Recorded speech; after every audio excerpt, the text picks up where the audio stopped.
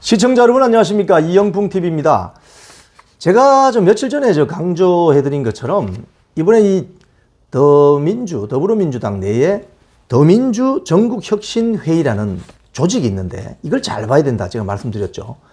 이번에 여기에 소속된 멤버들 가운데 31명이 당선이 됐다는 거예요.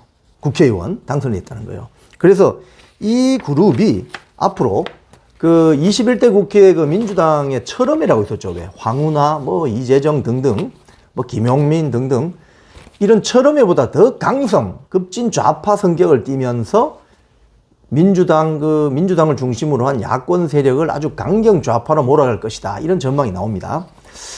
그런데 이제 이 멤버들을 한 번씩 이렇게 살펴보면요. 그런 관측들이, 이거 상당히 설득력이 있겠다. 이런 생각이 들 수 있어요. 자, 보시겠습니다. 혁신의 회의, 더민주 전국혁신회의입니다.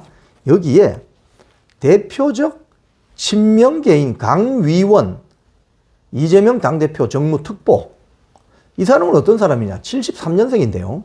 한총련 의장, 전남대 총학생회장 출신입니다. 학교에서 제적당했습니다. 학생운동하다가.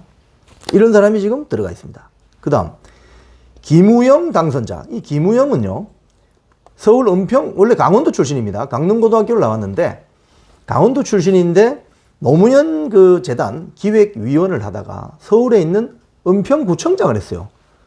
이 강원도 출신인데 은평구청장을 했습니다. 그래서 노무현 재단 기획위원을 했습니다. 그래서 이번에 다시 은평에 나와서 당선이 됐죠.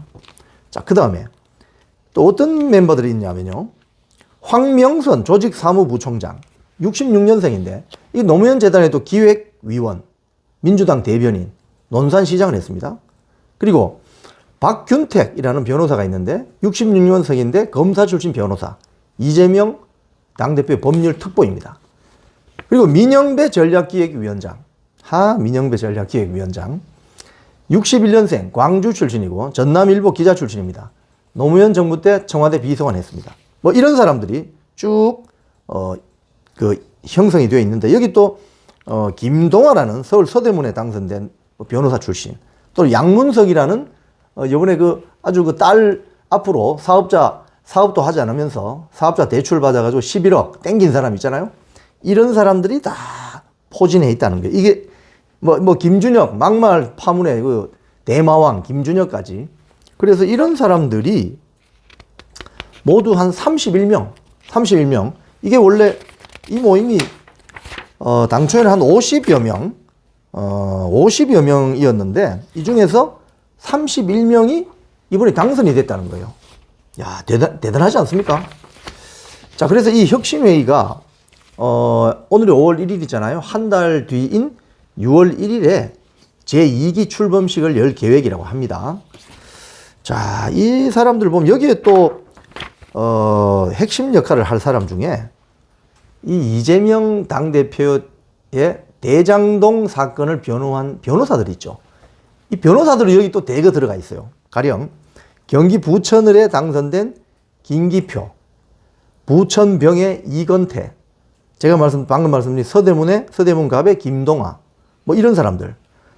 야, 이 세 명의 또 변호사는 지금 이화영 전 경기도 평화부지사, 이 측이 주장하는 그 검찰에서 조사받으면서 연어 회 안주에 술 마셨다 주장하는 술판 회유 의혹, 술 마시면서 이재명이 다 했다고 불어라 라고 주장하는 술판 의혹, 거기 관련해서 정치검찰 사건조작특별대책위원회 위원들이라는 거예요. 이 사람들이. 야, 놀랍지 않습니까? 이런 사람들로 지금 구성이 되어 있다는 거예요. 그래서 앞으로 여기 또 이런 멤버들도 있네요. 지난 21대 그 국회에서 민주당의 강경파 초선 모임인 철험회 소속의 김용민도 들어가 있군요. 자, 제가 이 조직이 앞으로 큰 일을 낼 것이다, 사고 칠 것이다, 저는 그렇게 전망을 하고 있는데 여기에 지금 한 31명이니까요. 31명이면 거의 원내 교섭단체를 구성할 수 있는 수준 이상이잖아요. 20명 이상이니까. 31명이 조직적으로 거기에 분명히 팀 리더가 있을 것이고, 그 그 팀 리더를 움직이는 또 배우 그룹이 있을 거예요, 분명히. 그러면 이 31명을 어떻게 민주당 내에서 여론몰이를 해 가느냐에 따라서 민주당의 어떤 의사결정이 휘청휘청할 겁니다. 사실 민주당의 역사는 이렇게까지 좌측으로 완전히 이렇게 이런 멤버들이 여기 보면 아까 말씀드린 것처럼 학생운동 한 멤버들 중에 한총련 의장, 이 한총련은요 그 앞에 있는 전대협 조직보다 더 이념적으로 강경합니다. 이념적으로 전대협보다 이념적으로 더 강경한 게 한총련입니다. 한총련 의장했던 자가 여기 들어와 있죠.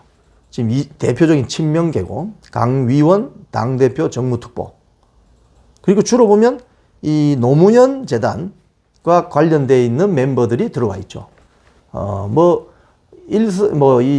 어떤 정치 평론가들은 노무현 정권의 어떤 성격을 급진 좌파였다 이렇게 평가하기도 하잖아요. 그래서 이런 멤버들이 이 포진해 있기 때문에 지금 이 31명의 더민주 전국혁신회의가 민주당의 의원총회나 이런 데에서 민주당의 여론을 주도할 경우 민주당의 앞날이 깜깜하다. 그리고 외곽에 또 뭐가 있습니까? 개딸 조직이 있죠. 개딸 조직. 그래서 민주당 내부에서도 온건하고 합리적인 목소리를 낼 수 있는 국회의원들이 있겠죠. 몇 명은 있을 겁니다. 그런 여론들을 그냥 살충제 치듯이 완전히 입을 틀어막을 수 있다는 어떤 그런 위험성이 있는 거죠. 자, 그렇게 되면 지금 범야권이 192석을 가져갔기 때문에 앞으로 이 31명이면 192명 중에 별로 소수인 거 아니냐라고 이야기할 수 있지만 이 자들이 돌격대 역할을 할 가능성이 크다는 거예요. 우리가 보통 1, 2차 세계대전 때도 그렇고 이 전쟁사를 봐도 돌격대 10명을 100명, 200명, 300명이 이기지 못하는 수가 있어요. 실제 전투가 벌어지면. 왜 그러냐? 돌격대는 그야말로 똘똘 뭉쳐서 특정 지점을 타격해서 밀고 들어가기 때문에 펑퍼짐하게 수비하고 있는 정규군이 뚫리게 돼 있습니다. 그 점에서 돌격대가 아주 중요한 거예요. 왜 우리가 모든 나라의 군대 중에 해병대를 굉장히 강력한 군대를 봅니까? 해병대가 해안에 침투할 때 어떻게 침투합니까? 사방에서 총탄이 날라와도 수륙 양용 장갑차를 앞세워서 상륙하잖아요. 그런 돌격대 역할을 할 수 있다는 거예요. 그래서 지금 22대 국회가 문을 열게 되면 더민주 전국 혁신회의의 이 멤버 31명, 이 자들이 어떻게 하는지를 잘 봐야 됩니다. 자, 상대 진영에 있는 국민의힘은 어떻습니까?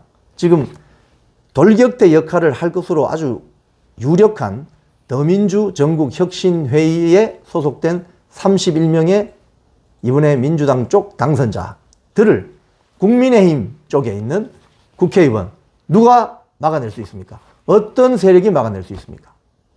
여러분 어떻게 생각하세요? 그래서 22대 국회에서 아마 난장이 벌어질 것으로 우려가 됩니다. 지금까지 이영풍TV였습니다.